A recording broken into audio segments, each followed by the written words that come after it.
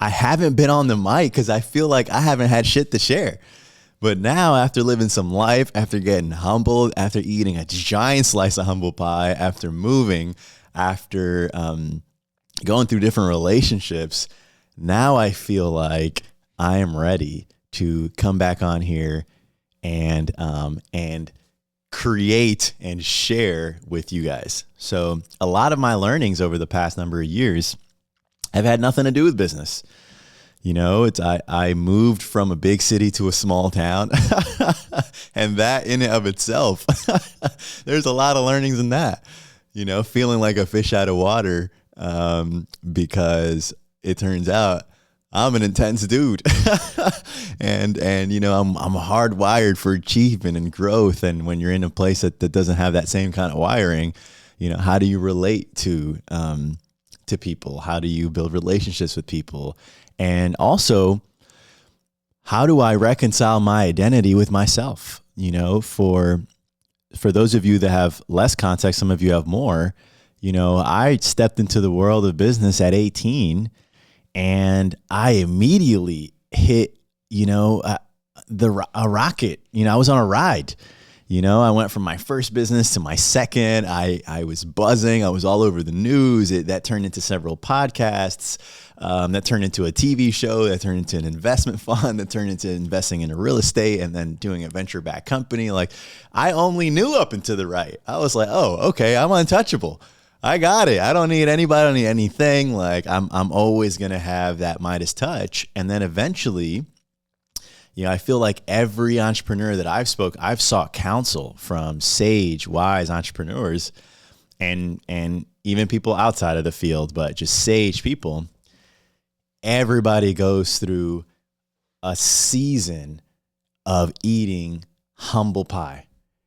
And it's a painful season whereby my business, which by the way is still absolutely running, and I cannot wait to get into the details with you, and it won't be this particular go around, but we're 100% still running. A lot of you guys have counted me out, okay? A lot of you guys have hit me up and said, yo, what are you doing now? Or like, sorry, you didn't, boy, what? Who told you we closed our doors? I told y'all we were going through a hard time, but if there's anything about a real hustler is we don't die. Okay, so I'm still running that business, but that looks different today than from before. Okay, so like, you know, at some point when you're running a business with tens of millions of dollars of venture money, you get to make every investment and you get to hire all these teams. Like, that's all fake news. When that cash dries up, if your business can't stand on its own too, the market will bring you down, and that's 100% what happened to us. And then, by the way, you think you're brought down, and then you're brought down another notch and another notch and another notch. And when you think you can't go any lower, you go even lower. And it reminds me, I was sitting by the fire drinking a beer with Brad Feld, the founder of Foundry, who's one of the most prolific venture capital firms in the country, in the world even. And I asked Brad, I said, Brad, how do you know when you're at the bottom of a market? And he said, John, you know you're at the bottom of a market when you feel like things can't get any worse. And then the very next day, they do. And Brad's words that he told me years ago were ringing for me when things just kept getting harder and harder and harder. And we were pushing our way through. And I thought, man, to what end? Like, why not just, you know, close up shop, go start something new? There's everybody's on an AI craze, just make a new startup, slap AI on the end of it and go for another run. But I knew that karmically, every journey that you walk down, that you're committed to, around year 5 and year 7, you go through a very difficult moment. And if you jump ship to start something new, you will never overcome that karmic loop. You will, every time you jump ship when it gets hard, you will still have to face that hard moment. And so we went through a hard moment and we decided to keep our nose to the grindstone. It wasn't easy, but stay focused, work through it. I'm going to unpack all of that for you guys in great detail. But suffice to say for now, you know, I went through that season of humbling. I went through a season of moving from one place that I really liked in Austin and New York City to a place that, life brought me to upstate New York. And so now here I was in a much smaller city, feeling like a fish out of water, ain't got no family, business is not going great. And I had to reckon with myself with respect to my identity. Who am I if my entire identity up until then had been built on the things that I've accomplished? Well, eventually Forbes 30 under 30 rings hollow. No one gives a shit about Forbes 30 under 30 when you're over 30. It's cool when you're 27.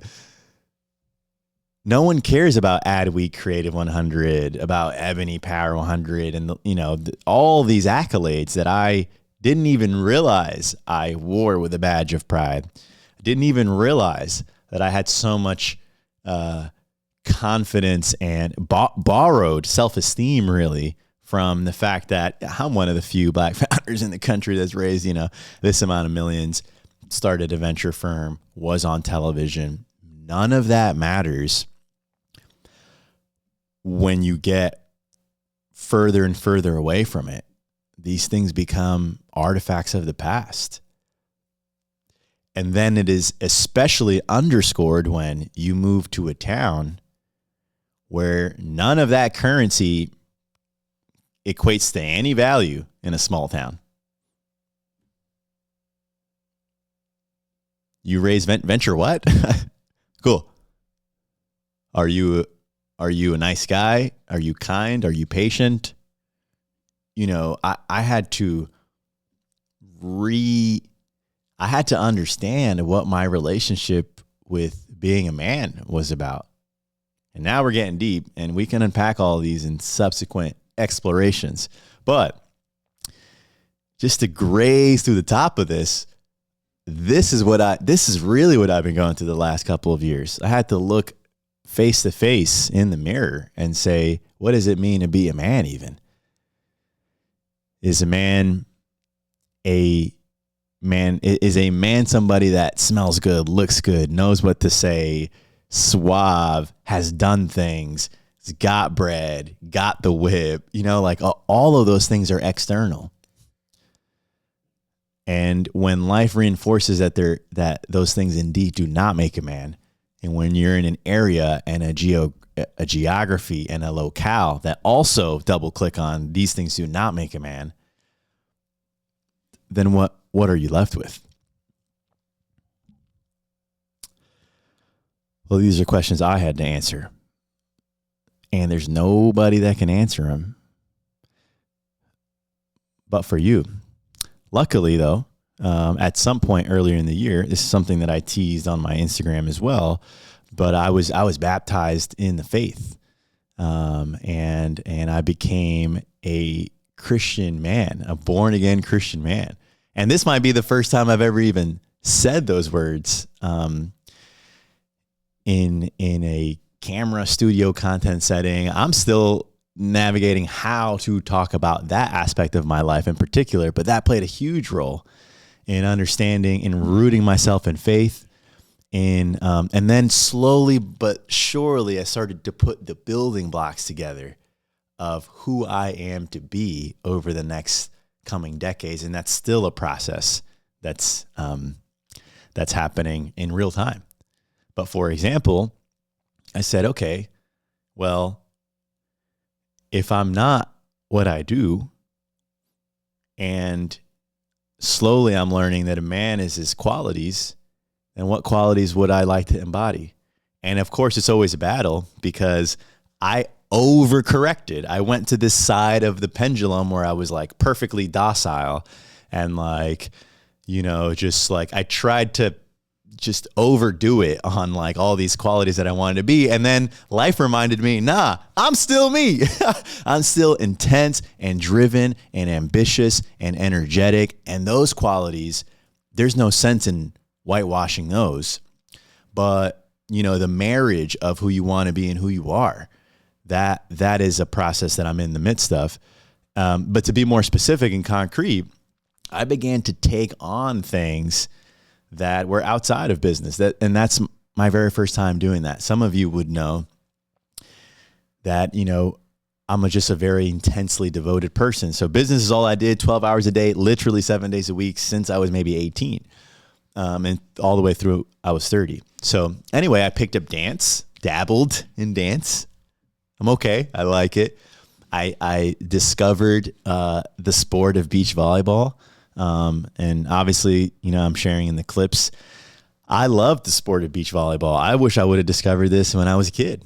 And now as a 32-year-old young man, I've discovered this sport. And by the way, just for the record, in fact, we should clip this shit. Just for the record, okay? For people asking what I'm going to do with beach volleyball, I will become an open level men's champion in the sport of beach volleyball.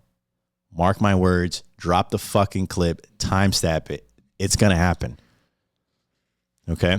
So that's what I'm training for because I don't know how to do anything small. So, and people talk about, height and size and time plan. I don't care about, I don't register any of that because I come from a life of defying statistical odds. I am a statistical anomaly, certified. So that's what I'm training for. And I'm not doing it for anybody else but for me because I didn't grow up an athlete. And this is a way to prove to myself that I can be an athlete and at a high level. And, and also it's just a sport and a craft that I've fallen in love with. So slowly but surely, my life has begun to become more rounded out. I've made more friends. And that sounds peculiar. Like I still have my small group of day one homies, but I now have a few other people that I can call friends that I've made in the last 5 years. I've, through my faith, through sports, now I feel like a more well-rounded person. So what you can expect from what we're going to drop here. And also, by the way, I moved from Syracuse where I was to a town in Florida called Winter Haven. I'm in a whole new setting. So you're going to get to know Brandon, who's behind the camera shooting, running an amazing quality studio. Okay, you're going to get to know B, you're going to get to know the studio, you're going to get to know me again in a whole new light. And what I will be bringing forth this time is still the same usual business heat, of which I have a lot more to offer. I've learned a lot more things. But also, we're going to cover some other fun things too, like what I learned in my 20s, what, life now as a young adult in 30s and, sports, faith, all the things that we touched on. So I'm looking forward to it. It's great to be back. And boy, did I miss this. Yeah, I feel good about it. I feel good about that. I feel that's money.